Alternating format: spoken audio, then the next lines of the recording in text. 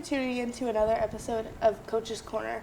I'm your host, Emma Sacco, and today I'm joined with Susquehanna men's lacrosse head coach, Stewart Moan.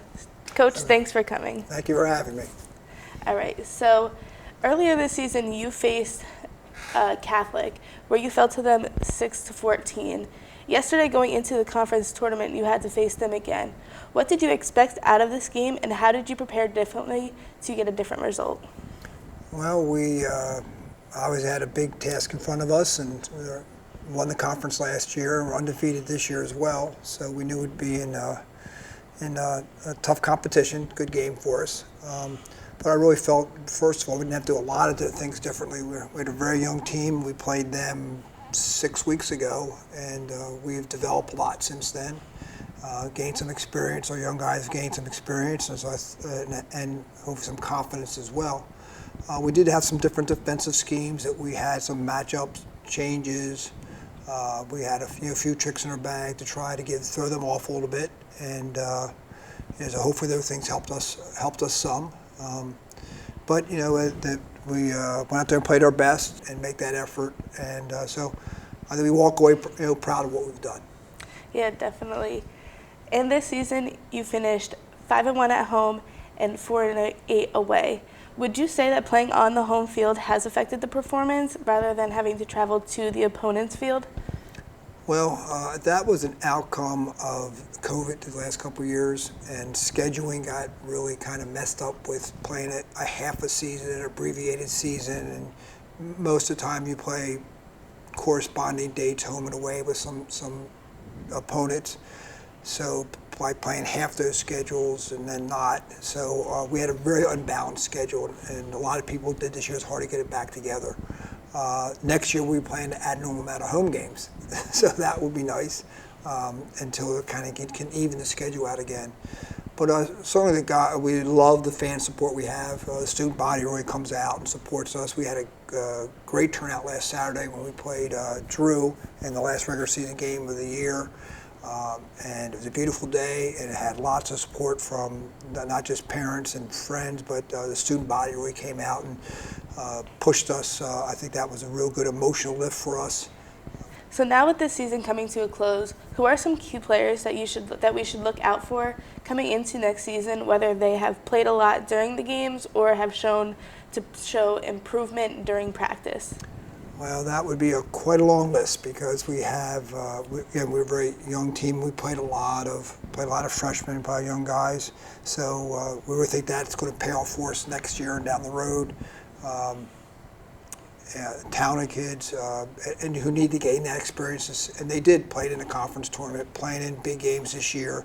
We played some nationally ranked teams, and that's can be a little bit of a intimidating thing for a freshman to go through. And now next year when they're sophomores, they're going to be much more prepared and much more confident in themselves. We were easily the youngest team by a lot in the conference.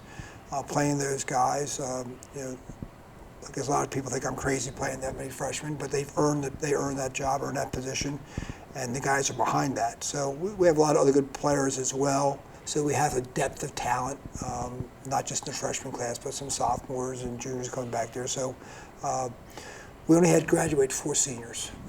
We have a roster of 45. So yeah, we're the youngest team in the conference, and we graduated the least amount of seniors. So we're going to have a great nucleus of guys to come back, continue that development, continue that journey, continue what we're doing. Very excited. Our program is headed in the right direction, and super excited about next season. Awesome. And now you've been coaching at SU for the past 15 years. What would you say that your favorite memory is in these past 15 years? Well, we won 2 conference championships in that time. Played 4 conference championship games, won 2. That was certainly really special, winning that very first conference championship for lacrosse. Certainly it's a special moment when you do something historic, when you do something for the first time. So those are great memories. But also had great memories of this year's team, being that young, going out there against all odds and developing and growing. So you have different memories, obviously, that for the winning and for the history of that, which is great.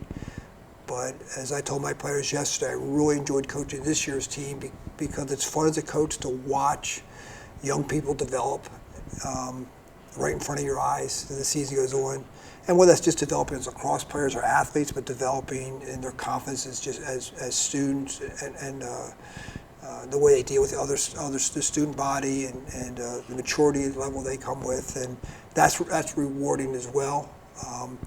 And the third part about that is seeing our players, my team, excel in the classroom, and make that commitment academically. And our team is doing really well as a full team with the commitment they've made to academics, and that's what our school's about. It's about academics first, and we really embrace that so we can be successful in the classroom, be successful in the cross field, and then be good people and be successful socially as well. Susquehanna has a lot to offer socially with a lot of great.